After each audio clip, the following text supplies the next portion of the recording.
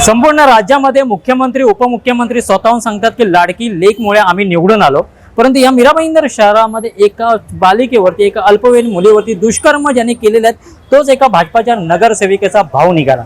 आता त्याच्यावरती पॉस्कोच्या अंतर्गत गुन्हाही दाखल झालेला आहे। आज तो जेलबंदही आहे, परंतु आज त्या महिलेसाठी त्या मुलीला न्याय मिळावा म्हणून आज जे पेनकर पाड्यातले रहिवासी आहेत ते स्वतः आज त्यांनी आक्रमक पवित्रा घेऊन आंदोलन केलं होतं। याच गोष्टीवरती आज पूर्णपणे निषेध नोंदवत महाराष्ट्र राज्याचे परिवहन मंत्री प्रताप सरनाईक यांनी आज खडे बोल सुनावले की ज्यांचा नेत्यावरतीच असे गंभीर आरोप असेल तर या गंभीर आरोपाची त्याला गंभीरता नेमकं समजणार तरी काय। आणि जी पीडित मुलगी आहे तिला मी माझी मुलगी मानतो आणि तिच्या संगोपनाची जबाबदारी ही माझी असेल। आणि जे विरोधक आहेत, जे काही कोण त्याच्यामध्ये दुष्कर्म करणारी जेवढी मंडळी असेल यांच्यावरती कायद्याने होईल, कशी गुन्हेगारावरती शिक्षा होईल याच्यासाठी मी सर्वात जास्त भर देणार आहे। नेमकं या संपूर्ण गोष्टीबाबत नेमकं महाराष्ट्र राज्याचे परिवहन मंत्री प्रताप सरनाईक नेमकं काय म्हटलंय आपण जाणून घेऊ।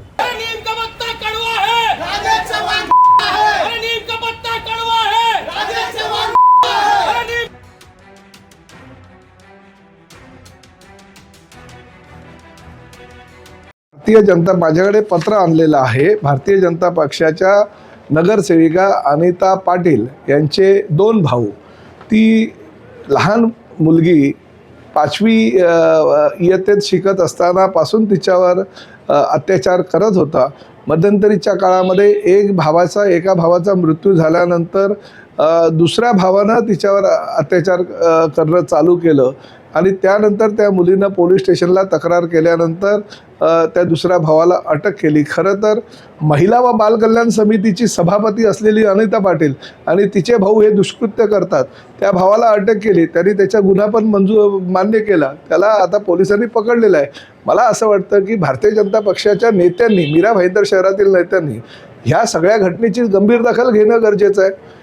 बलात्कार केलेला एक नगरसेवक ज्याच्यावर तो आरोप आहे तो सभागृहामध्ये बसतो, पोस्कोचे गुन्हे असलेले नगरसेवक सभागृहामध्ये बसतात।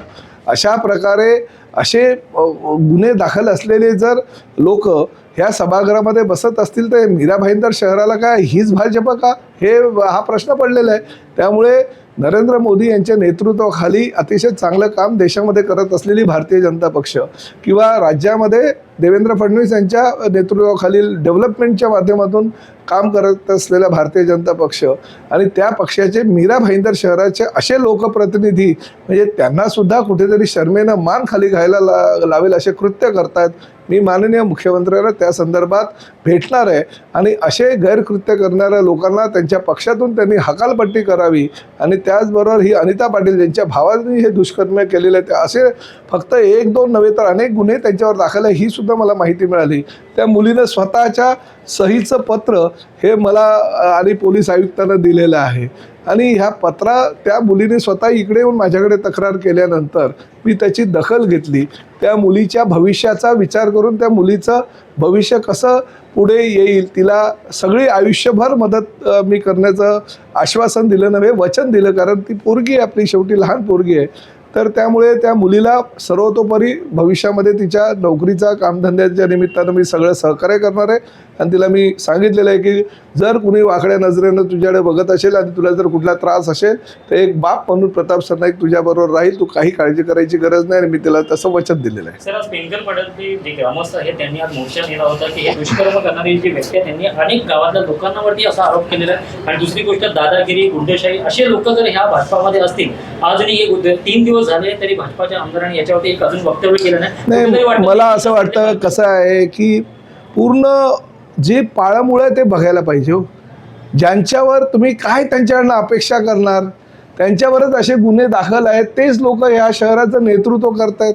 अशा प्रकारचे घाणेरडे गुन्हे ज्यांच्यावर आहेत तेच ह्या ठिकाणी शहराचं नेतृत्व करतायत भारतीय जनता पक्षाचं।